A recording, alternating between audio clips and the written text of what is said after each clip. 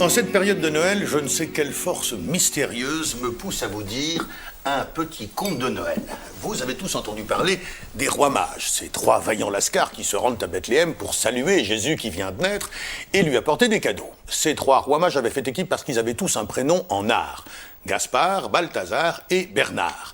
Mais finalement, Bernard fut retenu à la maison par une grippe carabinée et il fut remplacé au pied levé par Melchior, dont le prénom rimait le moins mal avec celui des deux autres et parvenait même à rimer assez bien à condition de parler la bouche pleine. De surcroît, pour la petite histoire, Melchior signifie en araméen « petite histoire » et cette heureuse coïncidence confortant encore les deux premiers dans le choix du troisième. Mais ce n'est pas là ce qui nous intéresse le plus, même ce qui nous intéresse à vrai dire le moins. Ce qui nous intéresse, ce sont les cadeaux. Alors le premier apportait de l'or. Ça c'est chouette, c'est sérieux, on en a toujours besoin, on peut s'acheter ce qu'on veut avec, un tricycle, un DVD, des sucettes, un ballon de foot, bref, l'or, très bon choix, super cadeau.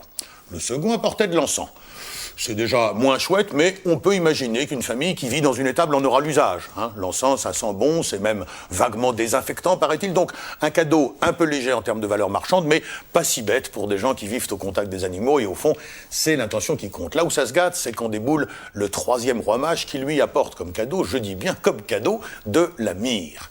Alors on ne peut s'empêcher de penser à la phrase du grand théologien Philippe de Guérande qui, 11 siècles plus tard, écrivait « Offrir de la myrrhe à un nourrisson, c'est limite foutage de gueule ».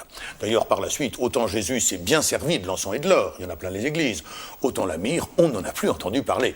Il est même très possible que Marie ou Joseph l'ait carrément mise à la poubelle. Que penser alors d'un type qui fait le déplacement à pied, chez des gens qui ne lui ont rien demandé, tout ça pour apporter un cadeau inutile et par-dessus le marché difficile à orthographier. N'importe quel gadget aura mieux convenu, un presse-purée, une mitraillette en plastique ou tout simplement des nounours en guimauve. Eh bien non, lui, il apporte de la myrrhe. Moi, je dis que ce garçon-là est un charlot. Et d'ailleurs, quand j'évoque les rois mages, je ne dis pas les trois rois mages, je dis les deux rois mages et l'autre charlot. C'est brutal, mais c'est sincère. Avant de vous quitter, un petit conseil de Noël, ne farcissez pas la dame de Noël avec de la viande de dinde hachée, ça n'apporterait rien au plat. Rien.